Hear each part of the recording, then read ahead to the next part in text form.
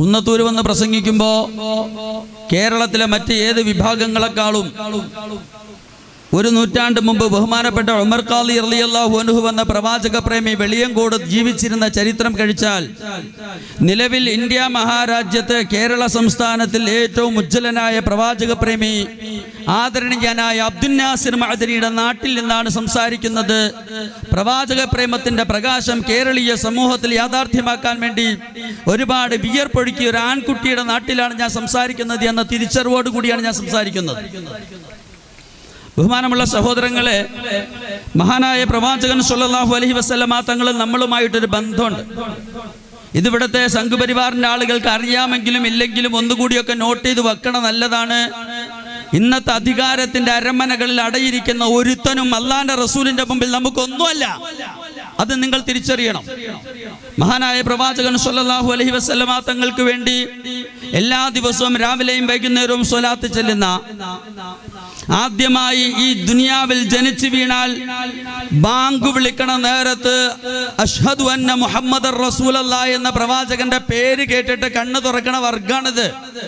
മാത്രല്ല, ഇന്ന് പരിപാടി കഴിഞ്ഞ് ഞാൻ തിരുവനന്തപുരത്തേക്കുള്ള യാത്രയിൽ ഞാൻ മരിച്ചുപോയാൽ, മരിക്കാൻ സാധ്യതയുണ്ട്, എൻ്റെ കൂടെ അള്ളാഹുവിന്റെ തീരുമാനം ഇങ്ങനെ കൊണ്ടു നടക്കുന്ന ആളുകളാണ് നമ്മളെല്ലാവരും. മരിച്ചു പോയാൽ ഖബറാകുന്ന മണ്ണറയിലേക്ക് എൻ്റെ ശരീരം കൊണ്ട് വെക്കുമ്പോ എൻ്റെ ബന്ധുമിത്രാദികളും വേണ്ടപ്പെട്ട ആളുകളും ഒക്കെ എന്നെ ഖബറടക്കിയിട്ട് സലാം പറഞ്ഞു പോകുമ്പോ അള്ളാഹുവിന്റെ തീരുമാനപ്രകാരം 2 മലക്കുകൾ എന്നെ ചോദ്യം ചെയ്യാൻ വേണ്ടി വരുമെന്ന് എന്നെ പഠിപ്പിച്ചത് മഹാനായ പ്രവാചകൻ മുഹമ്മദുർ റസൂലുള്ളാഹി തങ്ങളാണ്. ആ മലക്കുകൾ അങ്ങനെ വരുമ്പോ അവരുടെ കൈകളിൽ അള്ളാഹുവിന്റെ പ്രവാചകൻ പറയാണ്, ഇതറിയാത്ത ഏതെങ്കിലും പുത്തൻവാദി വർഗം ഉണ്ടെങ്കിൽ അവരും കൂടെ പഠിച്ചു വെച്ചോ. മഹാനായ പ്രവാചകൻ സ്വല്ലല്ലാഹു അലൈഹി വസല്ലമ തങ്ങൾ പറഞ്ഞു, മലക്കുകൾ വരുമ്പോൾ എന്റെ മുഖത്തിന്റെ പടം കൂടി അവർ കൊണ്ടുവന്ന് കാണിക്കും. കാണിച്ചിട്ട് ചോദിക്കും, മാ ഹാദർ റജുലുൽ ലദീ ബുഇസ ഫീക, നിന്നിലേക്ക് നിയോഗിക്കപ്പെട്ട ഈ ആൾ ആരാണെന്ന് നിനക്കറിയോ? ആരാണിതെന്നറിയോ? നമ്മുടെ ആത്മാവിന്റെ സൂര്യ തേജസ്സായ പ്രവാചകന്റെ പൂമുഖം ഖബറാകുന്ന മണ്ണറയിൽ വെച്ച് അടുത്ത മണിക്കൂറിൽ കാണാൻ അവസരം കിട്ടിയാൽ അഭിമാനത്തോടെ കാത്തിരിക്കുന്ന വർഗമാണ്.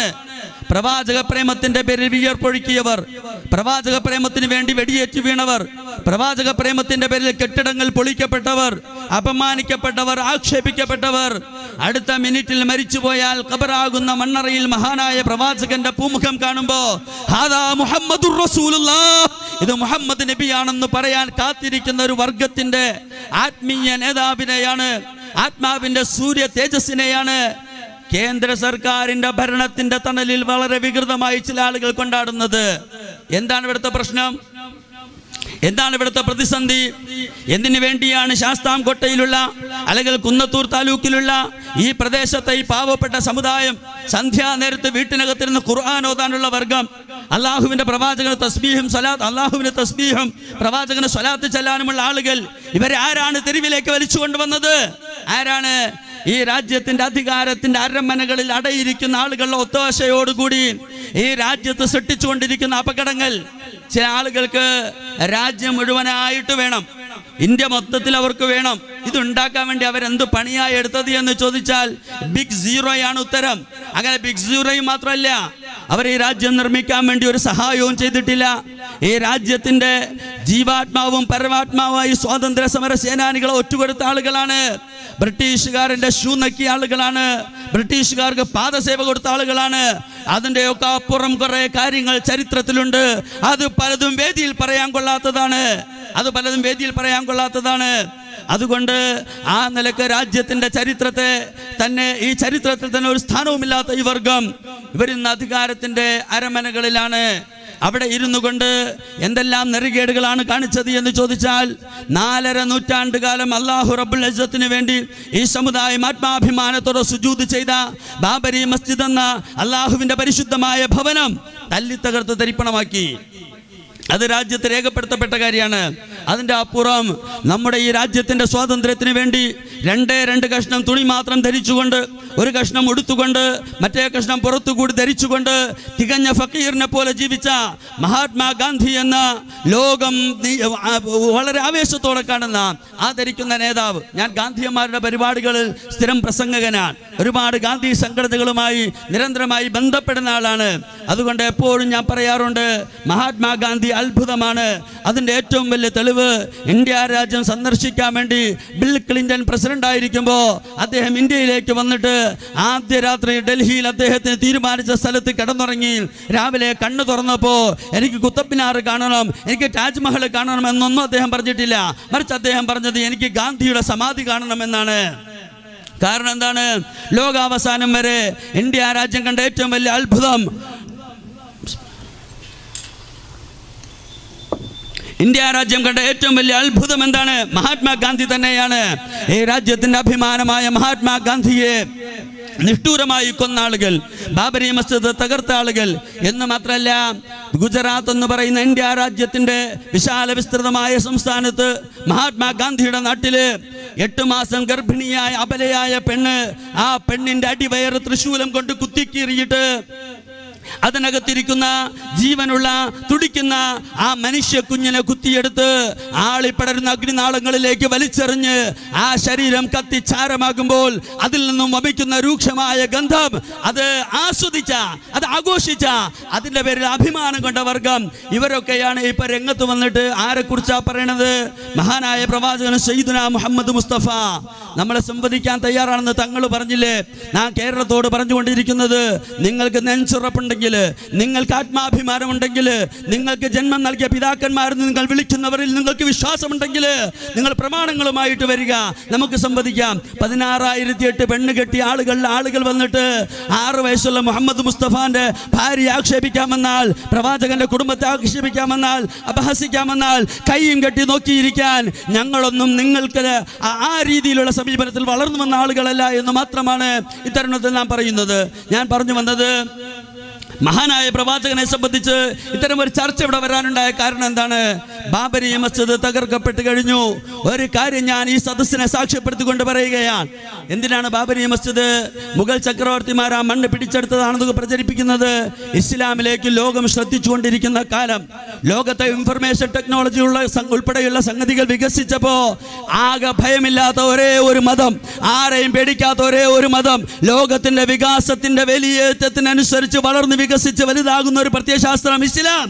അതിലേക്ക് ലോകത്തെ ബുദ്ധിജീവികളുടെ ചിന്താശക്തിയും അവരുടെ അന്വേഷണ വാഞ്ചയും ഇസ്ലാമിലേക്ക് വന്ന് നിന്നപ്പോൾ, എന്നാൽ ശരിയാവൂല, ഇസ്ലാം പിടിച്ചുപറിക്കാരുടെ മതമാണ്, ഇത് പെണ്ണുപിടിയന്മാരുടെ മതമാണ്, ഇത് ബാലപീഡകന്മാരുടെ മതമാണ് എന്നൊക്കെ പറഞ്ഞിട്ട് പുതിയ ലോകത്തെ ബുദ്ധിജീവികളെ വഴിതെറ്റിച്ചു വിടാൻ വേണ്ട ആസൂത്രിതമായ ശ്രമമാണ് നടക്കുന്നത്.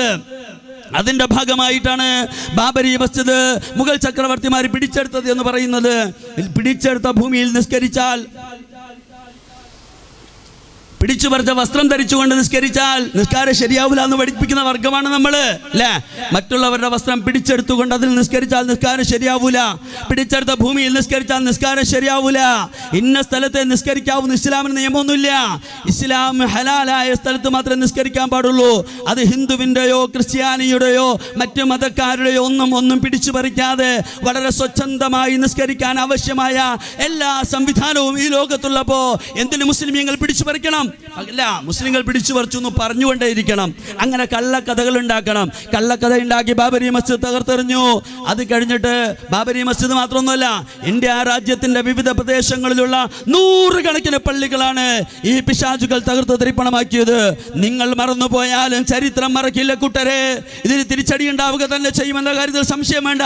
കാരണം ഇന്നത്തെ പിടിച്ചുപറിയെല്ലാം എഴുതി വെച്ചിട്ടുണ്ട്, അന്നത്തെ പിടിച്ചുപറിയെല്ലാം കള്ളക്കഥകളുമാണ്. ഇന്ന് പിടിച്ചു പറിക്കണൊക്കെ ഞൊട്ടാണ്, മറ്റതൊക്കെ കള്ളക്കഥകളാണ്. അത് കഴിഞ്ഞപ്പോൾ ഗ്യാൻ വ്യാപി പള്ളി പിടിച്ചെടുക്കാൻ വേണ്ടി, അവിടെ സ്ഥാപിക്കാൻ വേണ്ടി ഞാൻ ചോദിക്കുന്ന, ഈ ദൈവങ്ങൾക്ക് എന്താ ഇത്രയും വലിയ ദാരിദ്ര്യമുള്ളത്? എന്തിനാണ് നിങ്ങൾ പിടിച്ചു പറിക്കാൻ ഇറങ്ങുന്നത്? ഈ പള്ളികൾ സ്ഥാപിക്കപ്പെടുന്ന കാലഘട്ടത്തിൽ ഇവിടെ ജീവിച്ചിരുന്ന ഹിന്ദുക്കളെ നിങ്ങളതിനെ അപമാനിക്കുന്നത്. അതാണ് ചെയ്തുകൊണ്ടിരിക്കുന്നത്. സ്വന്തം മുൻഗാമികളെ ക്രൂരമായി അപമാനിക്കുന്നതിൽ യാതൊരു ഉളുപ്പുമില്ലാത്ത ഒരു വർഗമായി നിങ്ങൾ തരം താണുകൊണ്ടിരിക്കുകയാണ്. അങ്ങനെ ഗ്യാൻ വ്യാപി പള്ളിയുടെ വിഷയമായി ബന്ധപ്പെട്ട് ഒരു ചാനൽ ചർച്ചയിൽ BJPയുടെ ഉത്തരവാദിത്വപ്പെട്ട ഔദ്യോഗിക വക്താവ് ഞാൻ പറയുന്നു, BJP സമൂഹത്തിൽ ഒരുപാട് ആത്മാഭിമാന ബോധമുള്ള ഒരുപാട് രാജ്യസ്നേഹമുള്ള ആളുകളൊക്കെ ഉണ്ട് എന്നൊക്കെ വേണമെങ്കിൽ പറയാൻ പറ്റുന്ന സാഹചര്യം ഉരുത്തിരിഞ്ഞു വന്നാലും ഒരുപാട് മോശക്കാരാണ് അതിൽ അധികവും ഉള്ളത് എന്ന് ഞാൻ പറയുകയാണ്. കൂടുതലും വളരെ മോശമാണ്. കാരണം എന്താണ്? ഉത്തരവാദിത്വപ്പെട്ട സ്ഥാനത്തിരിക്കുന്ന ഒരാള് പള്ളിയുമായി ബന്ധപ്പെട്ട ഒരു ചർച്ച ചെയ്യുമ്പോൾ മഹാനായ പ്രവാചകന് മോശമായി പ്രഖ്യാപിച്ചുകൊണ്ട് അങ്ങനെ അവതരിപ്പിക്കുകയാണ്. ആ സമയത്ത് ആയിഷാബിയുടെ പ്രായമാണ് പ്രശ്നം. ഇവർക്ക് പെണ്ണുങ്ങളോട് എന്നാണ് സ്നേഹം വന്നത്. ഗുജറാത്തിലെ അബലയായ മുസ്ലിം പെണ്ണിൻ്റെ അടിവയറ് കുത്തിക്കീറുമ്പോൾ അന്ന് മുസ്ലിം പെണ്ണിന് വേണ്ടി സംസാരിക്കാൻ ഇവിടെ ആരും ഉണ്ടായിരുന്നില്ല. ഗർഭസ്ഥ ശിശുവിനെ തൃശൂലത്തിൽ കുത്തി തീയിലേക്ക് വലിച്ചെറിയുമ്പോൾ 8 മാസം മാത്രം പ്രായമുള്ള ഗർഭസ്ഥ ശിശുവായ മുസ്ലിം കുഞ്ഞിന് വേണ്ടി സംസാരിക്കാൻ ഇവിടെ ശിശു സംരക്ഷകരാരെയും നമ്മൾ കണ്ടില്ല. അവസാനം ഇപ്പൊ ഗ്യാൻ വ്യാപി പള്ളി പിടിച്ചെടുക്കാൻ വേണ്ടി തീരുമാനിച്ചിട്ട് അതിൻ്റെ ചർച്ചകൾ വരുമ്പോൾ ആയിഷാബിയുടെ പ്രായമാണ് ഇവർക്ക് പ്രശ്നം. ഇന്ത്യ രാജ്യത്തിന്റെ സൗന്ദര്യധാമമായ കാശ്മീരിന്റെ വിരിമാറിൽ അബലകളായ മുസ്ലിം പെണ്ണുങ്ങൾ പവിഴപ്പുറ്റു പോലത്തെ ഞങ്ങളുടെ പ്രിയപ്പെട്ട പെങ്ങന്മാരെ ചില ആളുകൾ ബലാത്സംഗം ചെയ്ത് വലിച്ചെറിഞ്ഞപ്പോ ഇവിടെ രാജ്യസ്നേഹികൾക്ക് കണ്ണില്ലായിരുന്നു. മുസ്ലിം പെണ്ണുങ്ങളുടെ പ്രായത്തെക്കുറിച്ച് സംസാരം ഉണ്ടായിരുന്നില്ല. ഇപ്പോ വല്ലാത്ത പ്രേമാണ് മുസ്ലിം സമുദായത്തിന്റെ പെണ്ണുങ്ങളോട്. അങ്ങനെ പറഞ്ഞ് ആയിഷ ബിവി എന്ന 6 വയസ്സുകാരിയായ പെൺകുട്ടിയെ കല്യാണം കഴിച്ച വയോവൃദ്ധനായ മുഹമ്മദ് എന്ന് പറഞ്ഞ് പരിഹസിക്കുമ്പോൾ ഇവിടെ തങ്ങൾ ഒരുപാട് ഉദാഹരണങ്ങൾ പറഞ്ഞു. നമ്മൾ ഒരുപാട് ഉദാഹരണങ്ങൾ കേട്ടുകൊണ്ടിരിക്കുകയാണ്. ഞാൻ പറയുന്നത്, നിങ്ങളോടൊരു കഥയും പറയാൻ ഞങ്ങൾക്ക് മനസ്സില്ല, ഒരു കാര്യവും പറയാൻ മനസ്സില്ല. നിങ്ങൾ ഈ കാണിക്കുന്ന ചരിത്രപരമായ ചെറ്റത്തരത്തിന് ചരിത്രത്തിന്റെ നടുക്ക് നിങ്ങളെ പിടിച്ചു നിർത്തിയിട്ട് ഉത്തരം പറയിപ്പിക്കാതെ ലോകം അവസാനിക്കുന്ന പ്രശ്നമേ ഇല്ല. ഇത് അനാവശ്യമാണ്, ഇത് അക്രമമാണ്.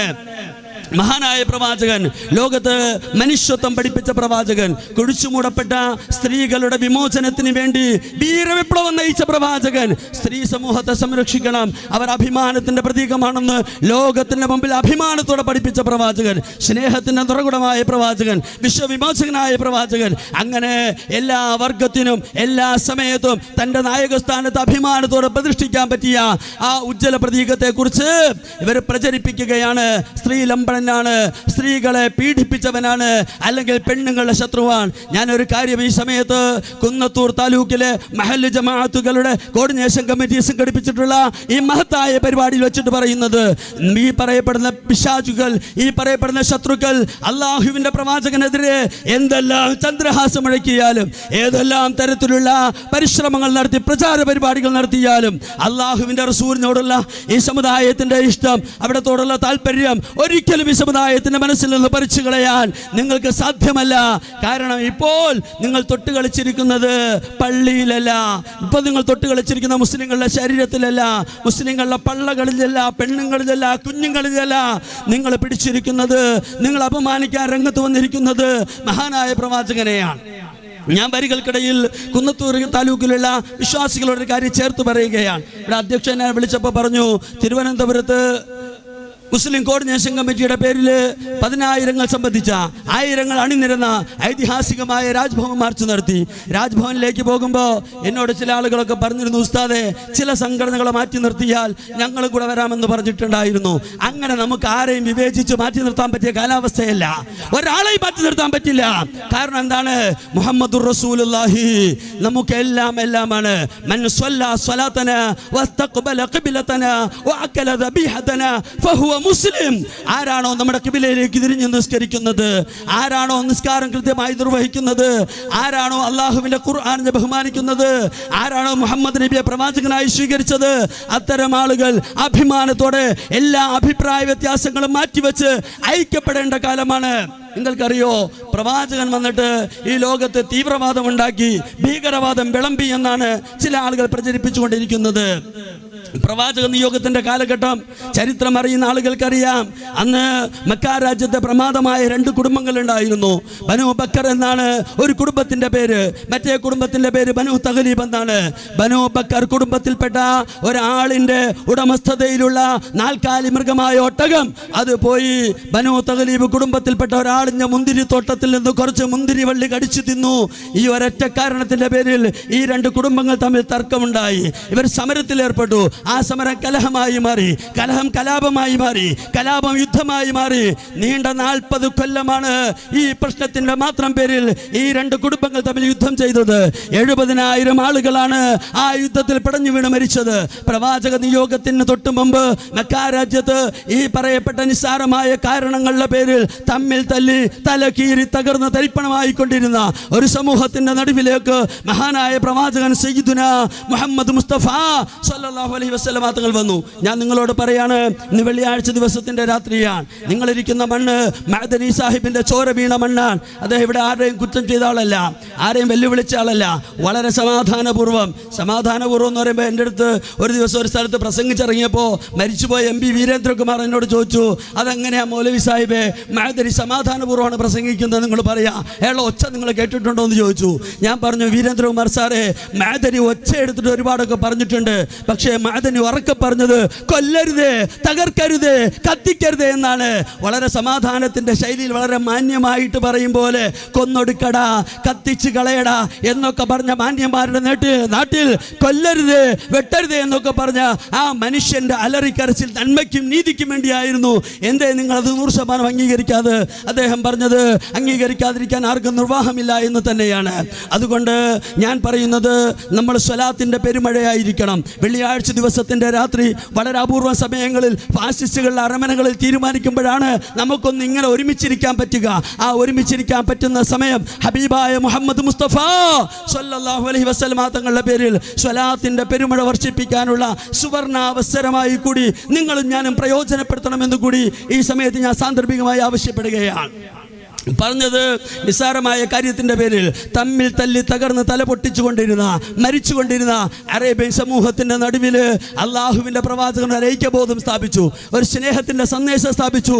അവിടുന്ന് പറഞ്ഞു, അള്ളാഹു റബ്ബുൽ ഇസ്സത്ത് ആ ഐക്യബോധത്തെ പ്രശംസിച്ചുകൊണ്ട് അനാവരണം ചെയ്തുകൊണ്ട് ഖുർആൻ ശരീഫിൽ പറഞ്ഞത്, നബിയെ ലൗ അൻഫഖ്ത മാ ഫിൽ അർളി ജമീഅ മാ അല്ലഫ്ത ബൈന ഖുലൂബിഹിം വലാകിൻ അല്ലാഹ അല്ലഫ ബൈന ഖുലൂബിഹിം.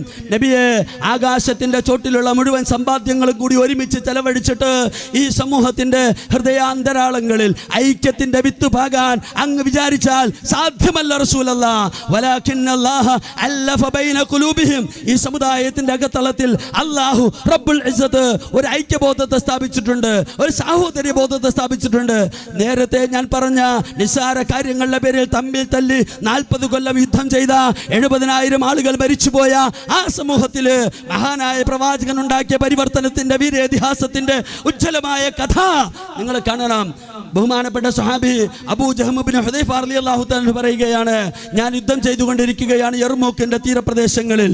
യർമൂക്കിൽ ഇസ്ലാമിന്റെ ശത്രുക്കളോട് മുഖാമുഖം ധീരമായി അടരാടിക്കൊണ്ടിരിക്കുമ്പോൾ ഞാൻ ഒരു തോൽപാത്രത്തിൽ കുറച്ച് വെള്ളവും കൊണ്ട് എൻ്റെ ബന്ധുമിത്രാദികൾ ആരെങ്കിലും വെള്ളം കുടിക്കാൻ വേണ്ടി യുദ്ധത്തിന്റെ ദാഹിക്കുന്നുണ്ടോ എന്ന് വിചാരിച്ചിട്ട് തോൽപാത്രത്തിൽ കുറച്ച് വെള്ളവുമായി നടക്കുകയാണ്. കുറെ നേരം ഇങ്ങനെ ചുറ്റിക്കറങ്ങി പോകുമ്പോൾ ഒരു സ്ഥലത്ത് എൻ്റെ ഒരു കൊച്ചാപ്പായുടെ മകൻ, എൻ്റെ ഒരു സഹോദരൻ വെള്ളത്തിന് വേണ്ടി നിലവിളിക്കുകയാണ്. ഞാൻ കൊണ്ടുപോയി ആ സഹോദരൻ്റെ വായിലേക്ക് എൻ്റെ തോൽപാത്രത്തിലിരുന്ന വെള്ളം കൊണ്ടുപോയി ഒഴിച്ചു കൊടുക്കാൻ വേണ്ടി അദ്ദേഹത്തിൻ്റെ ചുണ്ടത്തേക്ക് കൊണ്ടുപോയി ചേർത്ത് വെക്കുമ്പോൾ അദ്ദേഹവും ഞാനും കേൾക്കുന്നു, തൊട്ടപ്പുറത്ത് കിടന്നുകൊണ്ട് വേറെ ഒരു സഹോദരൻ വെള്ളത്തിന് വേണ്ടി വാവിട്ട് വിളിക്കുകയാണ്. എൻ്റെ സഹോദരന്മാരെ, ഇന്നലകളിൽ ഒരു മയവുമില്ലാതെ അങ്ങോട്ടും ഇങ്ങോട്ടും തല്ലി തകർന്ന ആ സമൂഹത്തിൽപ്പെട്ട ഒരു മനുഷ്യൻ അപ്പുറത്ത് വെള്ളത്തിന് വേണ്ടി വാ തുറന്നപ്പോ, മരിക്കാൻ സമയത്ത് സക്കറാത്തിന്റെ വെള്ളം ചുണ്ടോട് ചേർത്ത് വെച്ചപ്പോ എൻ്റെ സഹോദരൻ എന്നോട് വാ അടച്ചിട്ട് പറഞ്ഞു, അപ്പുറത്തെ ആളിന് വെള്ളം കൊണ്ടുപോയി കൊടുക്ക്, അപ്പുറത്തെ ആളിന് വെള്ളം കൊണ്ടുപോയി കൊടുക്ക്.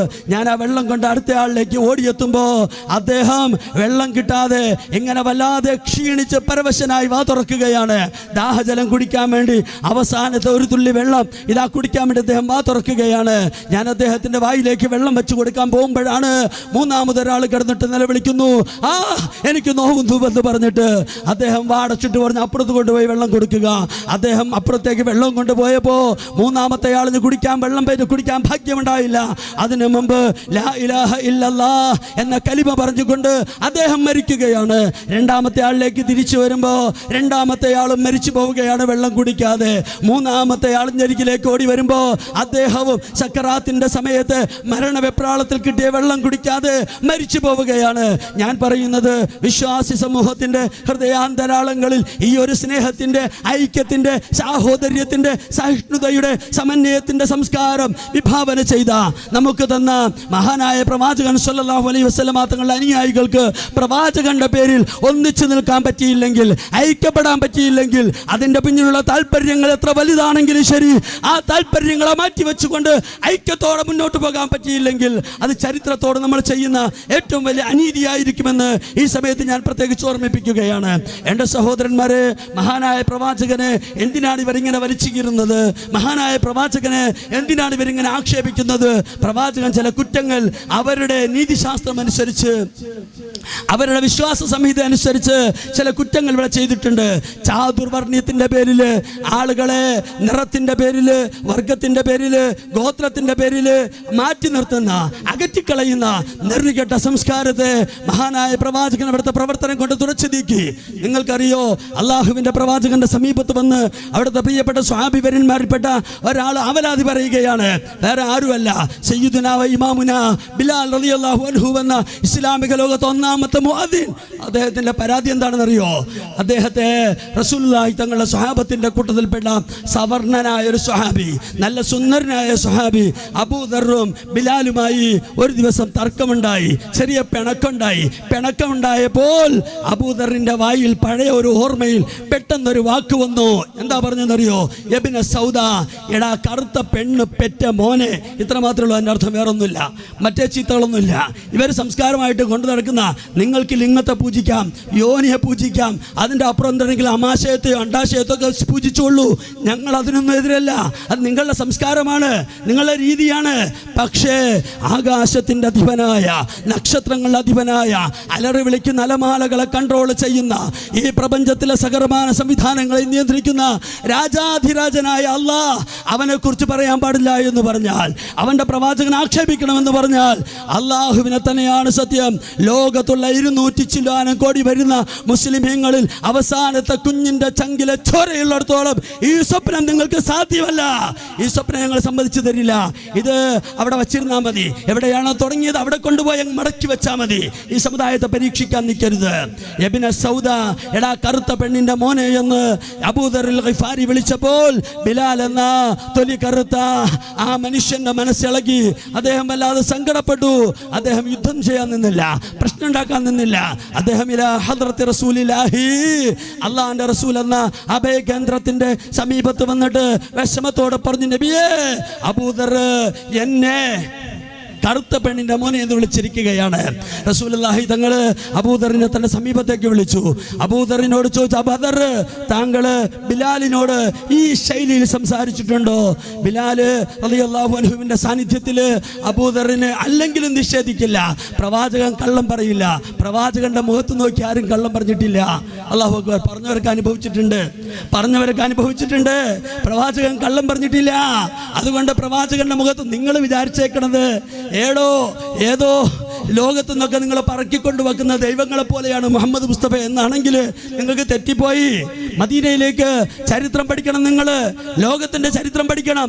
അങ്ങനെ അങ്ങോട്ടും ഇങ്ങോട്ടും എല്ലാ ആരാധനാമൂർത്തികൾ തന്നെയാണ്. ഇച്ചിരിച്ചൊക്കെ കുറ്റം പറഞ്ഞാൽ സഹിച്ചോളണം എന്നുള്ള വലിയ ടാർഗറ്റൊന്നും, അത്തരം തിട്ടൂരങ്ങളൊന്നും ഇവിടെ മതേതരത്വത്തിന്റെ പേരിൽ ഒരുത്തനും ഇറക്കണ്ട. അതൊന്നും അംഗീകരിച്ചു തരില്ല. ചില ആളുകൾ ഇങ്ങനെ ചർച്ചകളിലൊക്കെ വന്നിരുന്നിട്ട് ഗാന്ധിജി 13 വയസ്സുള്ള കസ്തൂർബയെ കെട്ടിയില്ലേ, ശ്രീകൃഷ്ണൻ ഇത്രാമത്തെ വയസ്സിൽ കെട്ടിയില്ലേ, ശ്രീരാമ ഇത്രാമത്തെ വയസ്സിൽ കെട്ടിയില്ലേ, അത് ഞങ്ങൾ പറയുമ്പോൾ പ്രശ്നമില്ലല്ലോ. മുഹമ്മദിന്റെ കല്യാണം പറഞ്ഞാൽ എന്താ കുഴപ്പം? മുഹമ്മദിന്റെ കല്യാണം ഞങ്ങൾ പറഞ്ഞോളാം സല്ലല്ലാഹു അലൈഹി വസല്ലം, അഭിമാനത്തോടെ പറഞ്ഞോളാം. അതൊന്നും അല്ല പ്രശ്നം. നിങ്ങളുടെ ലക്ഷ്യം മോശമാണ്, നിങ്ങളുടെ ഭാഷ മോശമാണ്, നിങ്ങളുടെ സംസ്കാരം മോശമാണ്, നിങ്ങളുടെ ബയോഡാറ്റ മോശമാണ്, നിങ്ങളുടെ ചരിത്രം മോശമാണ്, നിങ്ങളുടെ പാരമ്പര്യം മോശമാണ്. അതുകൊണ്ട് നിങ്ങൾ വിളിച്ചു കൂവുന്നതെല്ലാം അതുപോലെ സമ്മതിച്ചു തരാൻ നിർവാഹമില്ല, അതുപോലെ സമ്മതിച്ചു തരാൻ പറ്റില്ല. നിങ്ങൾക്കറിയോ, അള്ളാഹുവിന്റെ പ്രവാചകന്റെ റിസാലത്തിന്റെ ഭൂമുഖത്ത് നോക്കിയിട്ട് അബൂദർ പറഞ്ഞു, നബിയേ, ഞാൻ പറഞ്ഞു പോയി റസൂലല്ലാഹ്, ബിലാലിനെ കറുത്ത പെണ്ണിന്റെ പെണ്ണിന്റെ മോനെ എന്ന് വിളിച്ചു പോയി നബിയെ. അള്ളാഹുവിന്റെ റസൂല് പറഞ്ഞ വാക്ക് ചരിത്രത്തിന്റെ ഏടുകളിൽ കാണാം. അള്ളാന്റെ റസൂല് മറുപടി പറഞ്ഞു, അല്ല അബൂദർ, ഇന്നകംറുഉൻ ഫീക ജാഹിലിയ, ഇന്നകംറുഉൻ ഫീക ജാഹിലിയ, നീ പഴയ ജാഹിലിയത്തിന്റെ അജ്ഞതാന്ധകാരത്തിന്റെ ആ നെറികെട്ട മനഃശാസ്ത്രം മാറിപ്പോയില്ലല്ലോ അബൂദർ എന്ന് പറഞ്ഞപ്പോൾ ഇന്ന് കാണാൻ ചരിത്രത്തിന്റെ ഏടുകളിൽ. നിങ്ങൾക്കറിയോ, ആകാശത്തിന്റെ പ്രവാചകൻ, നക്ഷത്രങ്ങളുടെ പ്രവാചകൻ, അലറി വിളിക്കുന്ന അലമാലകളുടെ പ്രിയങ്കരനായ പ്രവാചകൻ, ലോകത്തുള്ള പക്ഷി പർവാദികളുടെ പ്രവാചകൻ, അന്തരീക്ഷത്തിലൂടെ പറന്നു പോകുന്ന പക്ഷി പർവാദികൾ അവകളുടെ കുഞ്ഞു ചുണ്ടുകൾ കൊണ്ട് ഏത് പ്രവാചകന് വേണ്ടിയാണോ സ്വലാത്തിന്റെ മധുരമന്ത്രം മുഴക്കുന്നത്, ആ സ്വലാത്ത് ഏറ്റുവാങ്ങുന്ന ഈ സമുദായത്തിന്റെ ചങ്കിലെ ചോരയായ കരളിന്റെ തണുപ്പായ ജീവന്റെ ജീവനായ പ്രവാചകൻ മുഹമ്മദ് മുസ്തഫ സല്ലല്ലാഹു അലൈഹി വസല്ലമ തങ്ങള് അബൂദറിനോട് താങ്കളുടെ ജീവിതത്തിൽ നിന്ന് പഴയ ജാഹിലിയത്തിന്റെ ദുരാചാരങ്ങൾ മാറിപ്പോയില്ലല്ലോ, അതുകൊണ്ടാണല്ലോ കറുപ്പിന്റെ പേരിൽ ബിലാലിനെ ആക്ഷേപിക്കാൻ നിങ്ങൾക്ക് ധൈര്യം വന്നത് എന്ന് അള്ളാന്റെ റസൂൽ പറഞ്ഞപ്പോൾ ബിലാലിന്റെ കയ്യും പിടിച്ച് മരുഭൂമിയിൽ ഒരു ഭാഗത്തേക്ക് പോയിട്ട് അബൂദർ മലർന്ന് കിടന്നിട്ട് പറഞ്ഞു, ബിലാൽ, ബിലാൽ, നിങ്ങളെ കൊണ്ട് കറുത്ത പെണ്ണിന്റെ മോനെ എന്ന് നിങ്ങളെ നോക്കി വിളിച്ച ഈ ബിലാലിന്റെ കവിള, ഈ അബൂദറിന്റെ കവിളുണ്ടല്ലോ, ആ കവിളത്ത് താങ്കളുടെ വലതുകാല് കൊണ്ട് ചവിട്ടി തരണം, എനിക്ക് സഹിക്കാൻ പറ്റുന്നില്ല. എന്നെ കുറ്റപ്പെടുത്തിയ പ്രവാചകന്റെ വാക്കുകൾ, അതിലെ അക്ഷരങ്ങൾ എനിക്ക് താങ്ങാൻ പറ്റുന്നില്ല. ബിലാൽ, ബിലാലെ ചവിട്ടണം ബിലാലെ. അബൂദറിനെ പിടിച്ചു നിർത്തിയിട്ട് അബൂദർ ബിലാലിനെ പിടിച്ചു നിർത്തി പറയാണ്, ബിലാലെ എന്നൊന്ന് ചവിട്ട്. ബിലാൽ പറഞ്ഞു, ഞാൻ ചവിട്ടില്ല, ഒരു വിശ്വാസിയുടെ കവിളിൽ ഞാൻ ചവിട്ടാൻ എൻ്റെ ഹബീബ് എന്നെ പഠിപ്പിച്ചിട്ടില്ല. അബൂദർ മരുഭൂമിയിൽ മലർന്ന് കിടന്നിട്ട് ഒറ്റ വാക്ക് പ്രയോഗിച്ചതിൻ്റെ പേരിൽ പശ്ചാത്താപ പരവശനായി മണിക്കൂറുകൾ കരഞ്ഞപ്പോൾ അബൂദറിന്റെ കവിളത്ത് മുത്തം കൊടുത്ത ബിലാലിന്റെ ആ മാനസികാവസ്ഥ ഉയർത്തിയെടുത്ത അബൂദറിനെ പരിവർത്തിപ്പിച്ച ആ പരിവർത്തനത്തിന്റെ പടപ്പാട്ടുകാരനെ നിങ്ങൾക്ക് അസൂയയോടെ കാണാനേ പറ്റുള്ളൂ. ആ പ്രവാചകനെ നിങ്ങൾക്കൊരു പക്ഷേ ഭയമായിരിക്കും. പക്ഷേ ഞാൻ പറയുന്നത്, പ്രവാചകൻ സമരം ചെയ്തിട്ടുണ്ട്, അവിടുന്ന് മാറ്റത്തിന് വേണ്ടി ആ ആയുധമെടുത്തിട്ടുണ്ട്. മഹാനായ പ്രവാചകൻ സയ്യിദുനാ മുഹമ്മദ് മുസ്തഫ ഇല്ലേ, ഉഹദ് യുദ്ധത്തിന്റെ മലമടക്കുകളിലെ ഉഹദ് യുദ്ധത്തിന്റെ സമയത്ത് ഉഹദ് മലയുടെ താഴ്വാരത്ത് സഹാബി വര്യന്മാർ ധീരമായി യുദ്ധം ചെയ്യുമ്പോൾ നിങ്ങൾക്ക് സംഘപരിവാറിന്റെ ആളുകളും അല്ലാത്ത ആളുകളും ഒക്കെ മനസ്സിലാക്കാൻ വേണ്ടി ഒരു കാര്യം പറയാം. റസൂലുള്ളാഹി തങ്ങൾ യുദ്ധം ചെയ്തുകൊണ്ടിരിക്കുക, അവിടുന്ന് AC റൂമിലെ ചെയറിൽ കാലിന്റെ വിധ കാലൂട്ടിരുന്നിട്ട് അനുയായികൾക്ക് ആവേശം നൽകിയിട്ട് തെരുവിൽ പോയിട്ട് തല്ലി തകർത്തുവാ എന്ന് പറയുകയല്ല ചെയ്തത്.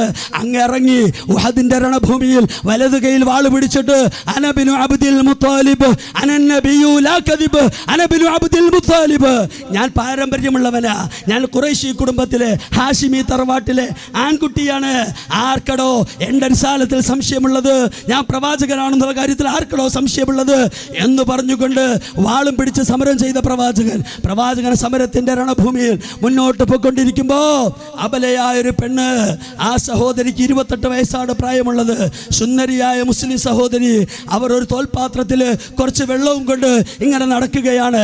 ആർക്കെങ്കിലും ദാഹത്തിന് വെള്ളം വേണമോ? മറുവശത്ത് സംഘപരിവാറിന്റെ ആളുകൾ, മുശ്രിക്കീങ്ങൾ, അബൂജഹലിന്റെ പിൻഗാമികൾ, ഉത്ബത്തിന്റെയും ശൈബത്തിന്റെയും വലീദിന്റെയും പിൻഗാമികൾ, അവർ കള്ളു കുടിച്ചിരിക്കുക, അവർ മതോന്മത്തരാണ്, അവരുടെ പെണ്ണുങ്ങൾ അർദ്ധനഗ്നകളായി നൃത്തം ചവിട്ടുകയാണ്. ഇവിടെ 28 വയസ്സായ ഒരു മുസ്ലിം പെണ്ണ് അവരുടെ കയ്യിൽ തോൽപാത്രത്തിൽ വെള്ളം പിടിച്ചിട്ട് ആ പാവപ്പെട്ടവൾ ഇങ്ങനെ പറന്നോടി നടക്കുകയാണ്. ഏതെങ്കിലും ആളുകൾക്ക് വെള്ളം വേണമെങ്കിൽ കൊടുക്കാമല്ലോ എന്ന് വിചാരിച്ചിട്ട് അങ്ങനെ നടക്കുമ്പോഴാണ് അവളൊരു കാഴ്ച കാണുകയാണ്. ഒരു മരത്തിന്റെ ചോട്ടിൽ നിന്നുകൊണ്ട് പിന്നിൽ നിന്നുകൊണ്ട് ഒരു ശത്രു അമ്പ് പിടിച്ചിരിക്കുകയാണ്. മഞ്ഞ നിറമുള്ള വിഷം പുരട്ടിയ അമ്പ് ശത്രു ഇങ്ങനെ പിടിച്ചു വെച്ചിരിക്കുകയാണ്. അവൾ നോക്കി, അവന്റെ ലക്ഷ്യം എങ്ങോട്ടാണ്? അമ്പ് അവിടെ നിന്ന് വരുമ്പോ നേരെ ചിരിപ്പഞ്ഞാൽ എവിടെയാണ് ചെന്നു കൊള്ളുന്നത്? അത് മുഹമ്മദ് മുസ്തഫാന്റെ നെഞ്ചിനെയാണ് അയാൾ ലക്ഷ്യമാക്കിയിരിക്കുന്നത്. ഏത് മുഹമ്മദ്? ജിബ്രീൽ അലൈഹിസ്സലാത്തു വസ്സലാം കെട്ടിപ്പിടിച്ച നെഞ്ചിന്റെ ഉടമ മുഹമ്മദ് മുസ്തഫ അല്ലേ? മിഅ്റാജിന്റെ രാത്രിയിൽ, ഇസ്രാഇന്റെ രാത്രിയിൽ പരിശുദ്ധമായ മസ്ജിദുൽ അഖ്സയ്ക്കകത്ത് ആദം അലൈഹിസ്സലാത്തു വസ്സലാം മുതൽ ലക്ഷക്കണക്കിന് വരുന്ന പ്രവാചകന്മാരുടെ ഇമാമായി നിസ്കരിച്ച മുഹമ്മദ് മുസ്തഫ സ്വല്ലല്ലാഹു അലൈഹി വസല്ലമ തങ്ങൾ ആ പ്രവാചകന്റെ റിസാലത്തിന്റെ പവിത്രമായ നെഞ്ചിന്റെ നേരെയാണ് ആ ശത്രു അമ്പ പിടിച്ചിരിക്കുന്നത്. ആ പെണ്ണ് വിചാരിച്ചു തോൽപാത്രത്തിലെ വെള്ളം അങ്ങോട്ട് കളഞ്ഞിട്ട് ചെറുപ്പക്കാരൊക്കെ വിളിച്ചു കൂട്ടിയിട്ട് റസൂലുള്ളാഹിന്റെ നേരെ അമ്പ് വരികയാണ്, വേഗം രക്ഷിക്കണം നമ്മുടെ പ്രവാചകനെ എന്ന് പറഞ്ഞിട്ട് ഒന്ന് അലറിക്കരയാമെന്ന് അവൾ ആഗ്രഹിക്കുകയാണ്. ആഗ്രഹിച്ചിട്ട് വെള്ളം താഴത്തേക്ക് ഇട്ടപ്പോൾ അവളുടെ മനസ്സിന്റെ അകത്തളത്തിലെ പ്രവാചക പ്രേമം പൊട്ടി എഴുന്നേൽക്കുകയാണ്. അത് സടകുടഞ്ഞ് എഴുന്നേൽക്കുകയാണ്.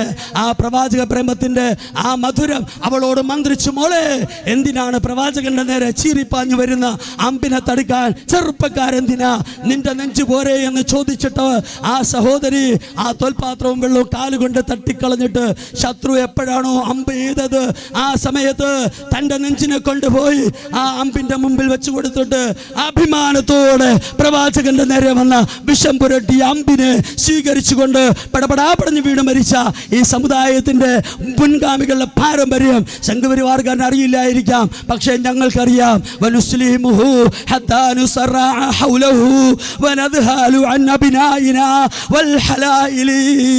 സഹാബാക്കൾ അഭിമാനത്തോടെ പാട്ടുപാടുമായിരുന്നു.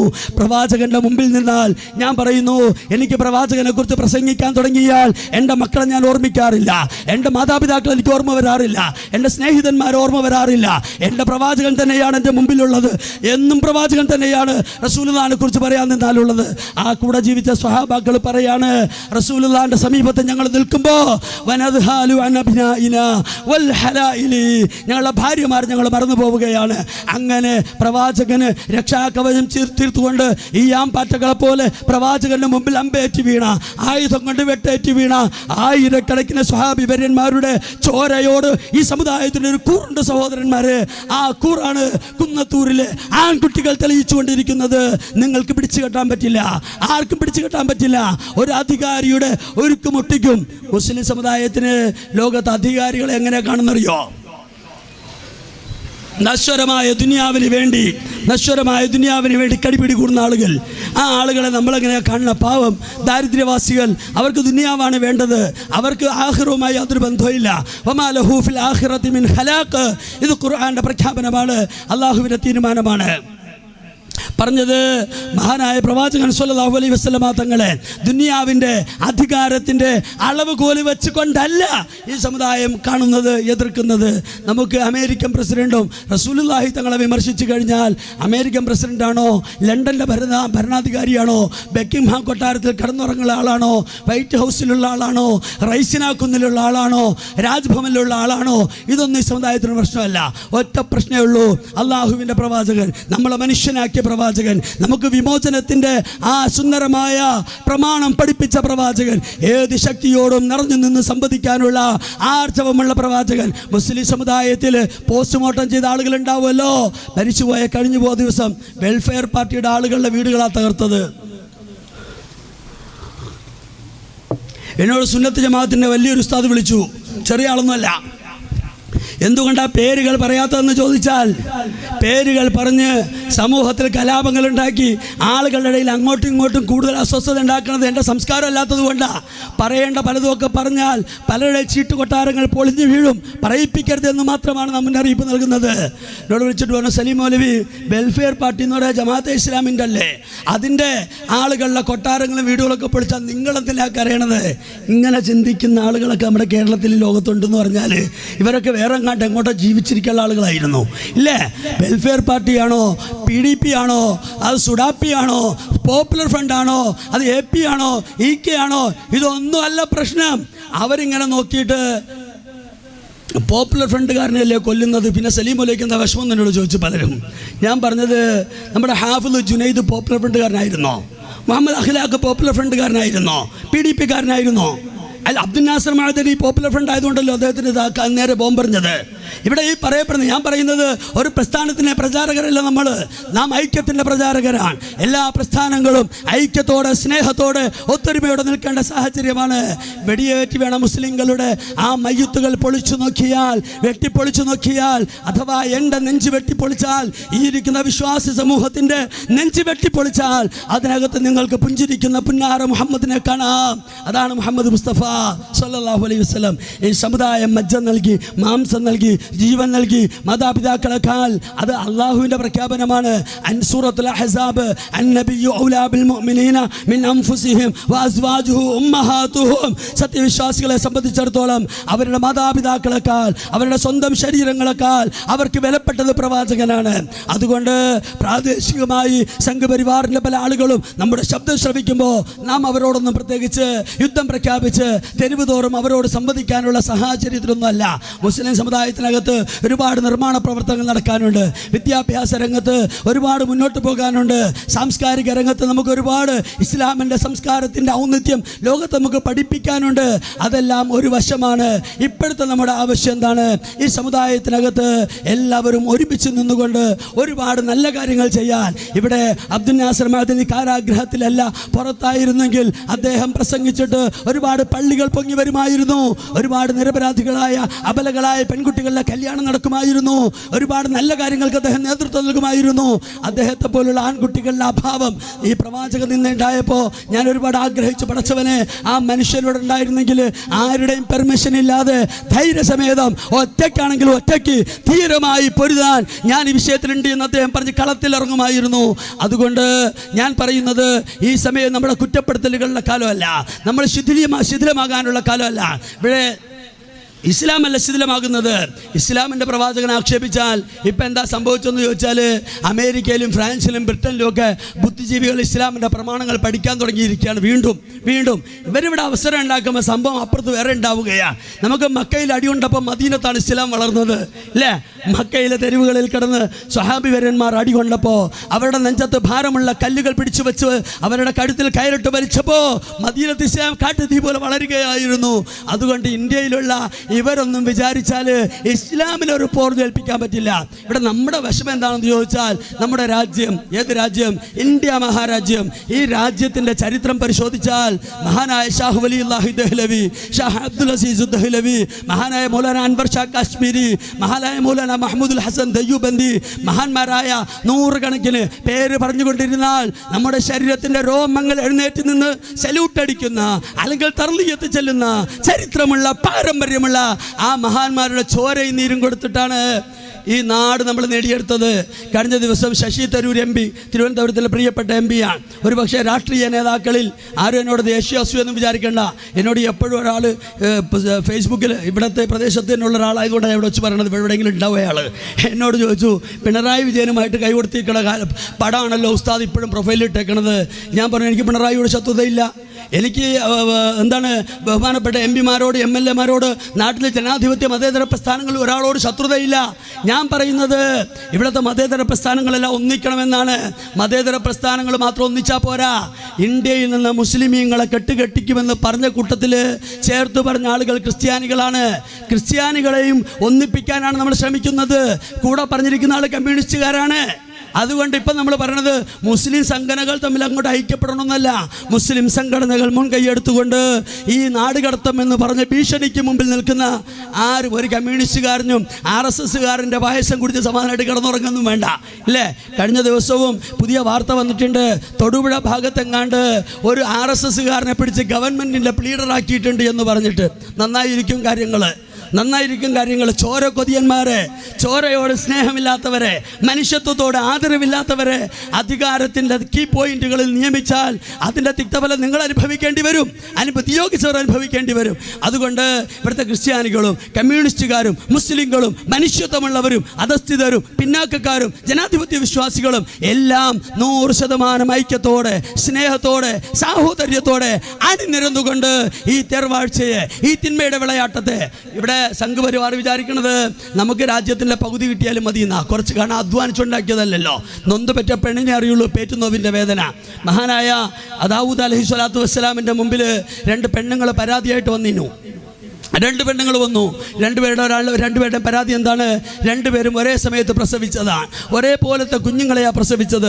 നല്ല സൗന്ദര്യത്തിൻ്റെ നിറകുടങ്ങൾ. പക്ഷേ 2ൽ ഒരു പെണ്ണിൻ്റെ കുഞ്ഞിനെ ചെന്നായ പിടിച്ചുകൊണ്ടുപോയി. ആ കുഞ്ഞിനെ കിട്ടിയില്ല, കാണാനില്ല.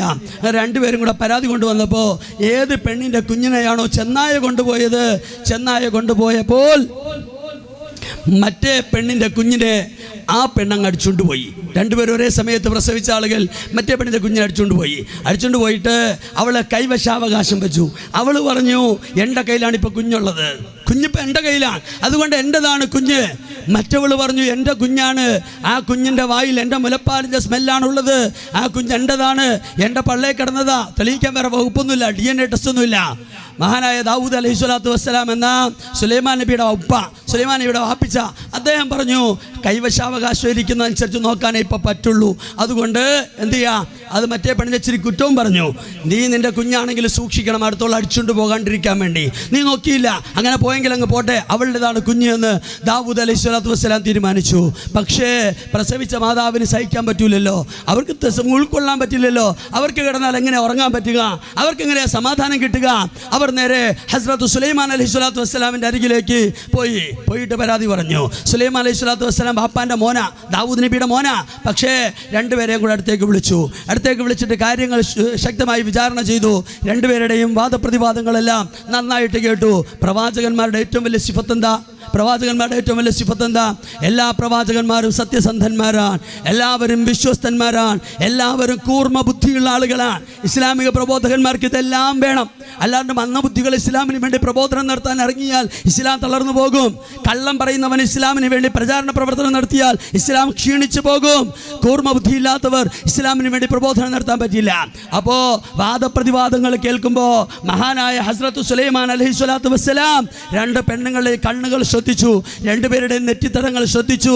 അവരുടെ വികാര വിക്ഷോഭത്തിൻ്റെ ആ രീതിശാസ്ത്രം കൃത്യമായും അവലോകനം ചെയ്തിട്ട് അവസാനം സുലൈമാൻ അലൈഹി സ്വലാത്തു വസ്സലാം പറഞ്ഞു, എന്നാൽ നമുക്കൊരു കാര്യം ചെയ്യാം, ആകെ പെങ്ങൾ രണ്ടാളും പെറ്റ പെണ്ണുങ്ങളല്ലേ, അതെ, നമുക്ക് രണ്ടാൾക്കും കൂടി എല്ലാവർക്കും ഇഷ്ടപ്പെടുന്ന ഒരു തീരുമാനം എടുക്കാം. എന്താ തങ്ങളെ വേഗം പറ. അപ്പോൾ സുലൈമാൻ നബി പറഞ്ഞു, ആ കുഞ്ഞിനങ്ങ് രണ്ടായിട്ട് മുറിക്കാം, പകുതിയും എടുത്തോ, രണ്ടുപേർക്കും വിഷമം വേണ്ടല്ലോ എന്ന് പറഞ്ഞു. അപ്പോൾ കൈവശം ഇരുന്ന് പെണ്ണ് പറഞ്ഞു, അൽഹംദുലില്ലാ, നല്ല തീരുമാനമാണ് സുലൈമാൻ നബിയെ, പകുതി കൊണ്ട് ഞാൻ തൃപ്തിപ്പെട്ടോളാം, അള്ളാഹിൻ്റെ പ്രവാചകൻ്റെ തീരുമാനമാണ്. പക്ഷേ പെറ്റതള്ള പറഞ്ഞു, സുലൈമാൻ നബിയെ, എൻ്റെ കുഞ്ഞല്ല അത്, അവളുടെ കുഞ്ഞ് തന്നെ, അവൾ എടുത്തോട്ടെ, അതിൻ്റെ പുറത്തൊരു ബ്ലേഡിൻ്റെ പോറൽ പോലും താങ്ങാൻ എനിക്ക് പറ്റില്ല. സുലൈമാൻ അലൈഹി സ്വലാത്തു വസ്സലാം ആകാശത്തിൻ്റെ താഴെയുള്ള ഒരുപാട് കാര്യങ്ങൾ റിസാലത്തിൻ്റെ പ്രഭ കൊണ്ട് കൺട്രോൾ ചെയ്ത പ്രവാചകൻ പറഞ്ഞു, ആ പെണ്ണിൻ്റെ കയ്യിലേക്ക് കുഞ്ഞിനെ തിരിച്ചു കൊടുക്കുക. പ്രസവിച്ച പെണ്ണിൻ്റെ വേദന അതാണ്. എൻ്റെ കുഞ്ഞിൻ്റെ പുറത്ത് ഒരു ബ്ലേഡ് പോലും കൊള്ളാൻ ഞാൻ സഹിക്കില്ല, ഒരു കത്തിയുടെ പോറലും വേണ്ട, അവളെടുത്തോട്ടെ എന്നാണ് പറഞ്ഞത്, ഞാൻ വല്ലപ്പോഴും കണ്ടോളാം. അങ്ങനെയാണ് സഹോദരന്മാരെ സംഘപരിവാർ വിചാരിക്കണത്. ഇന്ത്യയിൽ ബോംബ് പൊട്ടിയാലും കുഴപ്പമില്ല, ഇവിടെ എന്തെല്ലാം ഇന്ന് ട്രെയിൻ കത്തിക്കൊണ്ടിരിക്കുക. ഇന്ത്യ രാജ്യത്തിൻ്റെ തെരുവുകൾ പ്രക്ഷുബ്ധമാണ്. ഭരണാധികാരികൾ അധികാരത്തിൻ്റെ അരമനകളിൽ ഇരുന്ന് തെമ്മാടിത്തരങ്ങൾ തീരുമാനമായി ജനങ്ങളിലേക്ക് എഴുന്നള്ളിക്കുമ്പോൾ ജനങ്ങൾ സമരത്തിലാണെന്ന് ഉറക്കമില്ലാത്ത രാത്രികൾ. കുന്നത്തൂരിൽ നമ്മൾ കുറേ നേരമായി പ്രകടനം നടത്തിയിട്ട് ബീഹാറിലെ, ലഖ്നൌവിലെ, യുപിയിലെ, ഗുജറാത്തിലെ, ജംഷഡ്പൂരിലെ സുപ്രധാനമായ പല സ്ഥലങ്ങളിലും ജനാധിപത്യ വിശ്വാസികൾ ജനാധിപത്യപരമായ സമരത്തിലാണ്. സമരത്തിൻ്റെ തീച്ചുളയിലേക്ക് രാജ്യത്തെ ദുർബലന്മാരായ പൗരന്മാരെ വലിച്ചെറിഞ്ഞിട്ട് അധികാരത്തിൻ്റെ ദന്തഗോപുരങ്ങളിൽ അടയിരിക്കുന്ന അലപലാദികളോട് ചരിത്രം കണക്ക് ചോദിക്കാതെ ലോകം അവസാനിക്കില്ല എന്ന് നാം പറയുകയാണ്. ചരിത്രം കണക്ക് ചോദിക്കും. ഇങ്ങനെയുണ്ടോ ഭരണാധികാരികൾ? പ്രവാചകനും ഭരണാധികാരിയാണ്. ഞാൻ നിങ്ങൾക്ക് ഈ പ്രസംഗത്തിൻ്റെ പര്യവസാനത്തിൽ ലോകത്തിൻ്റെ ഏത് കോണിലും പോയിട്ട് അഭിമാനത്തോടെ സംവദിക്കാൻ എൻ്റെ സമൂഹത്തിന് വേണ്ടി ഞാൻ ഒരു സാമ്പിൾ മാത്രം പറഞ്ഞു തന്നിട്ട് എൻ്റെ പ്രഭാഷണം നിർത്താൻ പോവുകയാണ്. സഹോദരങ്ങളെ, ഒരു മനുഷ്യന് ഈ ലോകത്ത് സാധിക്കാവുന്നതിൻ്റെ അങ്ങേയറ്റം സാക്ഷാത്കരിച്ചിട്ടാണ് നമ്മുടെ ജീവനായ പ്രവാചകൻ മുഹമ്മദ് മുസ്തഫ സ്വല്ലല്ലാഹു അലൈഹി വസല്ലമ തങ്ങൾ പോയത്. ഇതേ നിങ്ങൾ കേട്ടില്ലേ, ബാങ്കിൽ അഷ്ഹദു അന്ന മുഹമ്മദ് റസൂലുള്ളാഹ്. ഞാൻ എൻ്റെ കണ്ണെത്തുന്ന സ്ഥലത്ത് പല ആളുകളുടെ കണ്ണിലേക്ക് നോക്കി, ഈ തിളക്കമുണ്ടല്ലോ, ഇത് മുത്തനജിസ് കൊണ്ട് നിർമ്മിക്കപ്പെട്ട വസ്തുക്കളുടെ മുമ്പിൽ കൊണ്ടുപോയിട്ട് തല കുനിച്ചു വെച്ചാർന്നും കിട്ടൂല കൂട്ടരെ. അസൂയപ്പെട്ടെന്ന കാര്യം ഇത് വേറെ സംഗതിയാണ്. ഇത് ആകാശത്തിൻ്റെ മതമാണ്, ഇത് സൂര്യൻ്റെ മതമാണ്, ഇത് ലോകത്തുള്ള ജീവജാലങ്ങളെ മുഴുവൻ മതമാണ്, സംസ്കാരമാണ്. എല്ലാവരും അള്ളാഹുവിൻ്റെ മുമ്പിൽ അവൻ്റെ അധികാരത്തെ അംഗീകരിച്ചുകൊണ്ട് നിലകൊള്ളുകയാണ്. ഞാൻ പറഞ്ഞു വന്നത്, മഹാനായ പ്രവാചകൻ മുഹമ്മദ് മുസ്തഫ സ്വല്ലല്ലാഹു അലൈഹി വസല്ലം അവിടുന്ന് ജനിച്ചു വീണ് മക്ക രാജ്യത്ത് 40 കൊല്ലക്കാലം ജീവിച്ച് റിസാലത്തിൻ്റെ വിശുദ്ധി ഏറ്റുവാങ്ങി 13 കൊല്ലക്കാലം പ്രബോധനം ചെയ്തിട്ട് തൻ്റെ 53-ാമത്തെ വയസ്സിൽ മക്ക രാജ്യത്ത് നിന്ന് പ്രവാചകൻ ആട്ടി ഓടിക്കപ്പെടുകയുണ്ടായി. ഇഷ്ടമുണ്ടായിട്ട് പോയതൊന്നുമല്ല റസൂലുള്ളാഹി തങ്ങൾ. അള്ളാഹുവിൻ്റെ കൽപ്പന ഇഷ്ടപ്പെട്ടിട്ട് പോയതാ.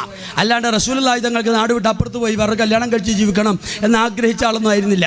അതിൻ്റെ ഏറ്റവും വലിയ സാമ്പിൾ എന്താണെന്ന് ചോദിച്ചാൽ 53-ാമത്തെ വയസ്സിൻ്റെ പാതിരാത്രിയിൽ പരിശുദ്ധ മക്കാ ഷരീഫിൽ കഅബ ഷരീഫിനകത്ത് റസൂലുള്ളാഹി തങ്ങൾ കയറി വന്നു. എന്തിനാ?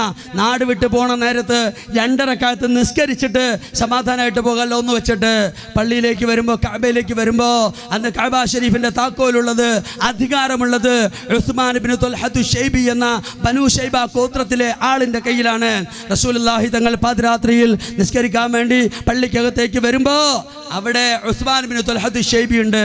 അയാൾ അകലെന്നെ മനസ്സിലായി റസൂലുള്ളാഹി തങ്ങളെ, മുഹമ്മദാണ് ഈ പാതിരാത്രി വന്നേക്കണത്. കാരണം എന്താ? ഇന്ന ബൈതൻ അൻത സാക്കിനുഹു ലൈസ മുഹ്താജൻ ഇല സുർജി. റസൂലേ, വല്ലയിടത്തും അങ്ങുണ്ടെങ്കിൽ വേറെ വിളക്ക് വേണ്ട. വല്ലാത്ത പ്രകാശമാണ് ആ ശരീരത്തിന്. ആ പ്രകാശം വല്ലാത്തതാണ്. അത് ആസ്വദിച്ച ആളുകൾ ലോകത്തോട് പറഞ്ഞിട്ടുണ്ട്. മാ മസിസ്തു ദീബാജൻ വലാ ഹരീറൻ അൽജന മിൻ കഫി റസൂലില്ലാഹ്. റസൂലുള്ളാഹി തങ്ങളുടെ ശരീരത്തെക്കാൾ മാർദ്ദവമുള്ള ഒരു പട്ടിലും കമ്പിളിയിലും ഞാൻ തൊട്ടിട്ട് പോയിട്ടില്ല. വളരെ രസകരമാണ് റസൂലുള്ളാഹിന്റെ ശരീരം, ആ പ്രകാശ പ്രപഞ്ചം. സഹോദരങ്ങളെ, ഉസ്മാൻ ചോദിച്ചു, മുഹമ്മദ്, ഈ പാതിരാത്രി നീ എന്തിനാ ഇങ്ങോട്ട് കയറി വന്നത്? ഉസ്മാന്റെ മുമ്പിൽ നോക്കിയിട്ട് നാട് വിട്ടു പോകുന്ന ആ പ്രവാചകൻ വിനയാന്വിതനായിട്ട് പറഞ്ഞു, ഉസ്മാൻ, ഞാൻ നാട് വിട്ട് പോവുകയാണ് ഇവിടുന്ന്. എൻ്റെ പടച്ചോന്റെ കൽപ്പനയാ, ഞാൻ 2 റക്അത്ത് നിസ്കരിച്ചിട്ട് പോകട്ടെ. ഉസ്മാൻ പറഞ്ഞു, എടാ, 360ഓളം വരുന്ന വിഗ്രഹങ്ങൾ, കുലദൈവങ്ങൾ ഇരിക്കുന്ന ഈ സ്ഥലത്ത് വന്ന് നിനക്ക് നിസ്കരിക്കാനോ? ഇറങ്ങടാ പുറത്തേക്കെന്ന് പറഞ്ഞു. റസൂലുള്ളാഹി തങ്ങൾ വിനയാന്വിതനായി പറഞ്ഞു, അല്ല, എൻ്റെ അന്ത്യാഭിലാഷം പോലത്തെ കാര്യമല്ലേ, ഞാൻ 2 റക്അത്ത് നിസ്കരിച്ചു കൊള്ളട്ടെ. ഉസ്മാൻ പ്രവാചകനെ സമ്മതിച്ചില്ല. അവസാനം റസൂലുള്ളാഹി തങ്ങൾ സമ്മതിക്കില്ല എന്ന് ഉറപ്പായപ്പോൾ വളരെ ശബ്ദം താഴ്ത്തി വിനയാന്വിതനായി ചോദിച്ചു, ഉസ്മാൻ, ഇന്ന് കഅബ ഷരീഫിന്റെ താക്കോൽ കൂട്ടം, ഇതിന്റെ അധികാരം അല്ലാഹു റബ്ബുൽ ഇസ്സത്ത് തന്നിരിക്കുന്നത് താങ്കളുടെ കൈകളിലാണ്. ഇതേ പടച്ച തമ്പുരാൻ നാളെ ഒരു സാഹചര്യത്തിൽ കഅബ ഷരീഫിന്റെ അധികാരം എൻ്റെ കയ്യിലേക്ക് തന്നാൽ അന്ന് ഞാൻ താങ്കളോട് സ്നേഹം കാണിക്കേണ്ട ഉസ്മാൻ. ഉസ്മാൻ ഇബ്നു തുൽഹ കാർക്കിച്ച് തുപ്പി, എന്നിട്ട് ഷട്ടിലേക്ക് പിടിച്ചങ്ങ് തള്ളിയിട്ട് പറഞ്ഞു, എടാ, ഈ നാട്ടിലെ എല്ലാവരും നിനക്ക് വട്ടാന്ന് പറഞ്ഞപ്പോൾ ഞാൻ വിചാരിച്ചു അരവട്ട ഉണ്ടാവുള്ളെന്ന്. ഇപ്പൊ കഅബയുടെ അധികാരം നിന്റെ കയ്യിൽ വരണത് കാത്ത് നീ കാത്തിരിക്കണല്ലേ, ഇറങ്ങടാ എന്ന് പറഞ്ഞു. റസൂലുള്ളാഹി തങ്ങൾ ഇറങ്ങി. സഹോദരന്മാരെ, ഉസ്മാൻ പിടിച്ചു തള്ളി.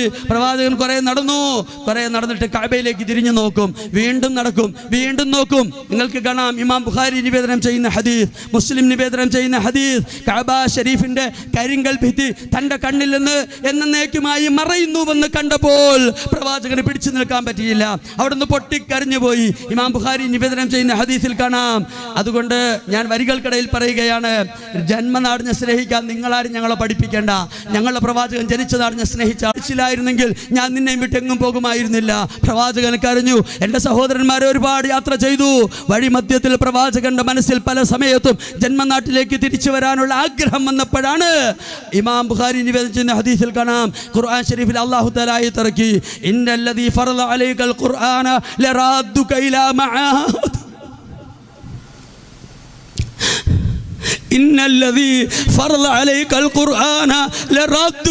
മആദ്.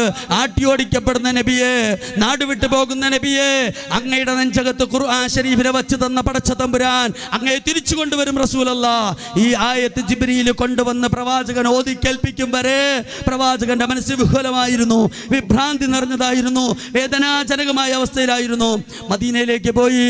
എൻ്റെ സഹോദരന്മാരെ, ഏതാനും വർഷങ്ങൾ കഴിഞ്ഞു, 8-9 വർഷം കഴിഞ്ഞു. മദീനയിൽ നിന്ന് 10,000 വരുന്ന സ്വഹാബി വര്യന്മാരുമായി മക്കയിലേക്ക് കടന്നു വരികയാണ്. സമയത്തിന്റെ പരിമിതി കൊണ്ട് ചരിത്രത്തിന്റെ അകത്തളങ്ങളിലേക്ക് അനാവരണം ചെയ്യാൻ വേണ്ടി നാം സഞ്ചരിക്കുന്നില്ല. പക്ഷേ പ്രവാചകൻ മക്കയിലേക്ക് തിരിച്ചു വന്നു. തിരിച്ചു വരുമ്പോൾ അന്ന് ഒറ്റയ്ക്ക് ഇറങ്ങിപ്പോയ പ്രവാചകനായിരുന്നില്ല. ആകാശം നോക്കി കരഞ്ഞ പ്രവാചകനായിരുന്നില്ല. ഇന്ന് 10,000 അനുയായികളുടെ ഉശ്രി കാണണമെങ്കിൽ, അവരുടെ വീറോടെയുള്ള പോരാട്ടത്തിന്റെ ചരിതം കാണണമെങ്കിൽ ചരിത്രം പരിശോധിച്ചു നോക്കണം. മഹാനായ സഅദ് ബിൻ അബി വഖാസിനെ പോലെ, ഖാലിദ് ഇബ്നു വലീദിനെ പോലെയുള്ള ആൺകുട്ടികൾ മുദ്രാവാക്യം വിളിക്കുകയാണ്, അൽ യൗമ യൗമുൽ മൽഹമ. ഞങ്ങളെ ഇവിടെ നാട്ടി പുറത്താക്കിയ ആളുകളെ, സുമയ്യ എന്ന അബലയായ മുസ്ലിം പെണ്ണിന്റെ അടിവയറ്റത്ത് പഴുത്ത കുന്തം കെട്ടിയിട്ട് കൊന്നവരെ, ബിലാലിന്റെ കഴുത്തിൽ കയറിട്ട് വലിച്ചവരെ, അമ്മാർ ബിൻ യാസിറിനെ കെട്ടിയിട്ട് കൊല്ലാൻ ശ്രമിച്ചവരെ, യാസിർ കുടുംബത്തെ പീഡിപ്പിച്ചവരെ, ഞങ്ങളൊരു കാര്യം പറയാം, ഇന്ന് പ്രതികാരത്തിന്റെ രോഷാഗ്നി ആളിക്കത്തുകയാണ്. ഞങ്ങൾ തിരിച്ചടിക്കുന്ന ദിവസമാണ്, നിങ്ങളെയൊക്കെ പീസാക്കുന്ന ദിവസമാണ്. ദിവസമാണ്. റസൂലുള്ളാഹി തങ്ങൾ പറഞ്ഞു, അങ്ങനെ മുദ്രാവാക്യം വിളിക്കണ്ട, മുദ്രാവാക്യം അങ്ങനെ വിളിക്കണ്ട. നിങ്ങൾ വിളിക്കേണ്ടത് അൽ യൗമ യൗമുൽ മൽഹമ, ഇന്ന് മൽഹമ എന്നല്ല, അൽ യൗമ യൗമുൽ മർഹമ, ഇന്ന് റഹ്മത്തിന്റെ ദിവസമാണെന്ന് പറ. ഇന്ന് കാരുണ്യത്തിന്റെ പ്രവാചകനായ മുഹമ്മദ് അധികാരത്തിന്റെ സോപാനത്തിലേക്ക് അവരോധിക്കപ്പെട്ട ദിവസമാണെന്ന് പറ. ഇത് പ്രതികാരത്തിന്റെ ദിവസമല്ല. നിങ്ങൾക്കറിയോ, ബിലാലിന്റെ ബാങ്ക് മുഴങ്ങി മക്കയില്, മക്ക രാജ്യത്തിന്റെ അഷ്ടദിക്കുകളിലുള്ള ഖുറൈശി പ്രമാണിമാരിൽ ഇസ്ലാമിലേക്ക് കടന്നു വരാത്ത ആളുകൾ പഞ്ചപുച്ഛമടക്കി പ്രവാചകന്റെ അലക്കടക്കങ്ങൾക്ക് കാതോർക്കുകയാണ്. അവർ ശ്രദ്ധിക്കുകയാണ്. അവരുടെ നടുത്തളത്തിലേക്ക് മഹാനായ മുഹമ്മദ് മുസ്തഫ എന്ന ആകാശത്തിന്റെ പ്രവാചകൻ, എന്റെയും നിങ്ങളുടെ ചങ്കിലെ ചോരയായ പ്രവാചകൻ ചോദിച്ചു, നിങ്ങളുടെ കൂട്ടത്തില് ഇപ്പോൾ ഉസ്മാൻ ബിൻ തുൽഹത്ത് ഷൈബി ഉണ്ടോ? നിങ്ങളുടെ കൂട്ടത്തിൽ ഇപ്പോൾ ഉസ്മാൻ ബിൻ തുൽഹത്ത് ഷൈബി ഉണ്ടോ? ഏത് ഉസ്മാൻ? 5-6 കൊല്ലം മുമ്പ് പാതിരാത്രിയിൽ കഴുത്തിന് പിടിച്ചിട്ട് പോടാ എന്ന് പറഞ്ഞ് തള്ളിയ ഉസ്മാൻ ഇവിടെ നിൽപ്പുണ്ടോ എന്ന് ചോദിച്ചു. ആൾക്കൂട്ടത്തിന്റെ നടുവിൽ നിന്ന് പഞ്ചപുച്ഛമടക്കിയ പൂച്ചക്കുട്ടിയെ പോലെ കൈയും ഫ്രണ്ടിൽ കെട്ടിപ്പിടിച്ചിട്ട് ഉസ്മാൻ വന്ന് നിൽക്കുകയാണ്. ഞാൻ ഈ ചരിത്രം എന്തുകൊണ്ട് ഇന്നിവിടെ പറയുന്നുവെന്ന് ചോദിച്ചാൽ, പ്രവാചക നിന്നക്കെതിരെ ജനാധിപത്യപരമായി സമരം ചെയ്ത പാവപ്പെട്ട ആളുകളുടെ വീട് പൊളിച്ച അധികാരികൾ അറിയണം, പാവങ്ങളിലെ കെട്ടിടങ്ങൾ തകർത്തെറിഞ്ഞ ആളുകൾ അറിയണം, വെടിവെച്ച് കൊന്ന ആളുകൾ അറിയണം. ഞങ്ങൾക്കും ഒരു വിജയത്തിന്റെ കാലമുണ്ടായിരുന്നു.